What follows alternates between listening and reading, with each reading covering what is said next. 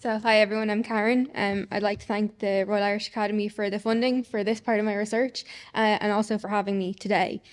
Today I'll be talking to you particularly about the Northern Irish bog butter assemblage, but a bit about my project in general, just as a bit of background. So the main aim of my research is to better understand the Irish bog butter assemblage as a whole, so that's north and south of the border.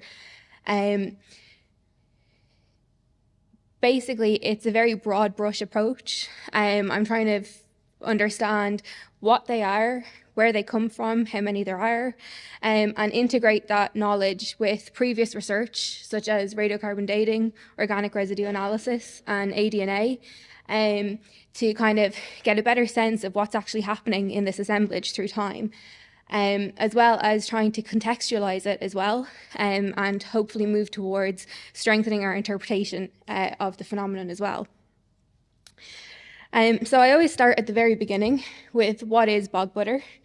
So for anyone who doesn't know, it is exactly what it sounds like. It's butter that's been buried in a bog. If anybody's a bit more empirically minded, it is a large mass of heavily degraded dairy lipids. Now, the situation depends, mainly lipids, but it depends where you are. So in Ireland, it's primarily dairy origin for those lipids. But in Scotland, we see a bit of a different picture, where you are getting some adipose origins lipids as well. So things like tallow being buried too. This particular example that I show here is one of my favorites. I like the kind of cross section through it. In general, the chronology extends from the early Bronze Age right through to the post-medieval, early modern period. So it really does have a huge span of time being covered here. And it's mainly found in Ireland, Scotland, and to a much lesser extent, Norway. It's a very particularly Irish phenomenon, but it isn't exclusively here. I should also mention that while previous research has focused mainly on the wooden vessels as a way to understand these objects, I'm particularly interested in the substance itself. The advent of these more novel scientific techniques like organic residue analysis, direct radiocarbon dating of the substance itself rather than the vessel as a proxy, and the use of ADNA have really revolutionized what bog butter can actually tell us about the past. So that's kind of where I'm coming in. In terms of how many we've got, previous estimates had kind of put the assemblage at about 500 examples, but as a result of my archival research, we can now say there's over 760 examples known. As you can see there, the vast majority are from Ireland, about 729, although that figure is slightly outdated. Last week there was a new one, so make that 730, a nice round number. And you can see that they're widely distributed across the island. And of course, where you tend to get more bog, you will get more bog butters. It kind of makes sense. Today, the majority of bog butters are in museum collections, but there is a considerable proportion of what I've termed paper bog butters. So the idea of paper comes from bog body research, where we have written records of bog bodies that haven't survived to the present, but we do know that they existed. And we've got a very similar situation here for some of these bog butters. So some of these would have been reported in letters or newspapers, but they never actually made it into a museum or even a private collection, and they're gone to us today. But we still know quite a lot about them in some cases. So why Northern Ireland? In particular, it's a very under-researched region of the island in terms of bog butter studies. There's a lot of reasons for that. One of the main ones is that it has a higher proportion of paper bog butters compared to extant examples or physical examples that you can go and examine and sample for analysis. Additionally, obviously through wetland archaeology and the fact that these are bog finds, the exploitation and archaeological research in Irish bogs has mainly been focused in the Midlands of Ireland. So that's where you'll get a lot of the focus of this archaeological research, because that's where they're coming out. A lot of the finds from Northern Ireland are quite old, antiquarian in nature. So just to give you a bit more context on that, In terms of the ratio of paper bog butters to physical ones, we're looking at more than 160 paper bog butters compared to only 23 in museum collections. So it's a much, much smaller assemblage that we can actually study today. Most of our understanding of these paper bog butters comes from the OS memoirs, the Ordnance Survey memoirs. And I'll just talk about those for a little bit. The OS memoirs are written between 1830 and 1839. They were part of this project that was going to have really detailed cultural and historical and archaeological information about individual parishes and townlands. But it became ridiculously costly and time-consuming to actually work. So in the end, memoirs only existed for 12 counties. I think they were only published for one. But out of those memoirs, 5 counties have references to bog butters, and 3 of those are in Northern Ireland, which you can see up here. Now, while we have these records, they're actually quite detailed as well. Sometimes you get the weight of the bog butter, which is a really useful indicator. But even more importantly, we sometimes find out what happened to them after they were recovered. So in general, with a paper bog butter, it's reported in a newspaper and it disappears. But in these OS memoirs, we can actually see what happened to them later on. And they were put to quite a few creative uses by people in the 19th century. They are used as cart and candle grease. They're used as shoe polish. Some people thought they had medicinal properties, so they're used for bodily pains or pains in your bones, probably arthritis or something like that. In some cases, they're even used for animals for the same reasons. And then there are a few brave people who chose to use it for culinary purposes, which is sinisterly vague. In terms of the value of these memoirs, on top of all this really detailed information, they also give us a glimpse into the kind of scale of archaeological loss that we might be looking at these times. Of course, standardized archaeological recording isn't really structured yet. So we're looking at a huge number of finds that are missing. And we can kind of use that to kind of think more broadly about that scale of loss. So in the 9 years that these memoirs cover, there's over 160 finds mentioned, all of which are gone. So that's another useful consideration when we're talking about peatland loss and the kind of archaeological heritage of our peatlands as well. So because Northern Ireland had been particularly under-researched, there had been one radiocarbon date that was unpublished, and I still haven't got my hands on it. So I decided to start another phase of radiocarbon dating to get a greater sense of that chronology. I think if you're trying to look at the practice from an island-wide perspective, that's a pretty big hole to have. Particularly when we look at the distribution in Scotland as well. It's a very westerly distribution, and Northern Ireland is nicely placed in between, so we can start to look at the kind of relationships that exist there as well. So I applied to the RIA with 5 samples selected, and you can see them all here. I think this gives you a good sense of some of the variety that can exist in bog butter shapes and forms.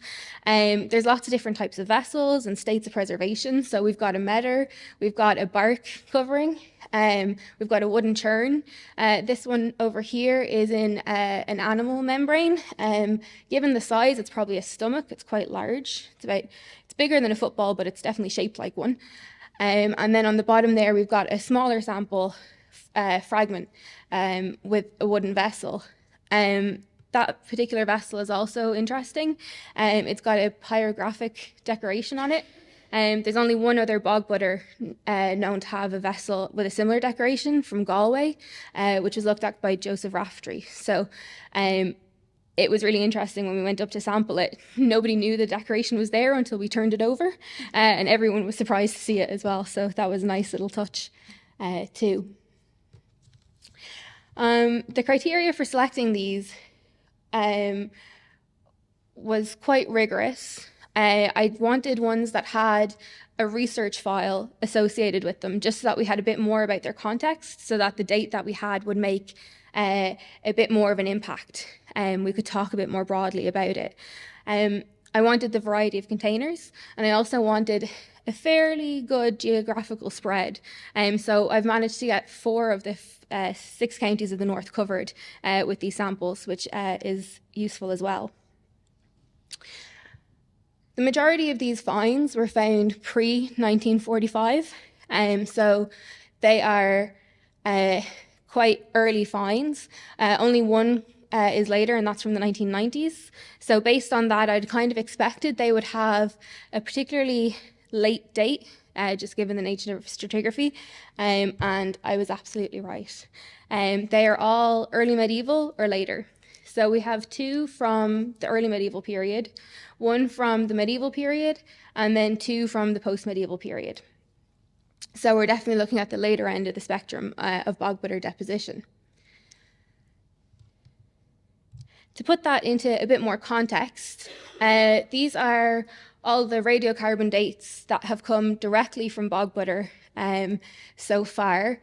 There's over 70 at this stage, so we've got a really good representative sample there. It's about 10%, so that's a pretty solid chronology overall.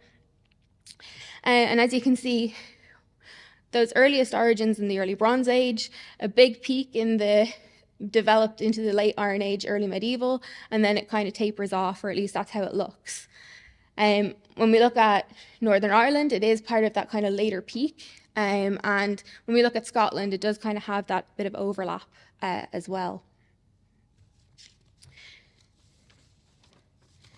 However, when we look at the island more generally and start to put all of these dates into kind of a spatial distribution, we can start to see some patterns emerge, but I would advise you to take them with a mountain of salt, because I think what we're seeing here are research biases more than anything else. So in the Bronze Age, you can see it's heavily concentrated in the Midlands, particularly Offaly, which has the vast majority of Bronze Age finds. In the Iron Age, where we're starting to see that peak, the distribution starts to spread out a bit more, and we start to kind of cover more of the Midlands into the west and down south. You'll see Kerry is particularly well represented. A lot of previous researchers had a background in dairy science, so they were particularly interested in the dairy counties. So you'll see that's why they kind of have such a high representation. As we get into the medieval period, we're moving further west and further north, and we kind of come out of the Midlands. And then into the post-medieval, we're kind of looking at that northern half of the island. But like I said, I think what we're looking at here are research biases. We have to remember that bog butter finds and recovery are a product of peatland development and also peatland exploitation. So the bogs of the Midland tend to be older, tend to be deeper, and have been industrially exploited to a much greater extent than the blanket bogs of the west and the north. And what that means is that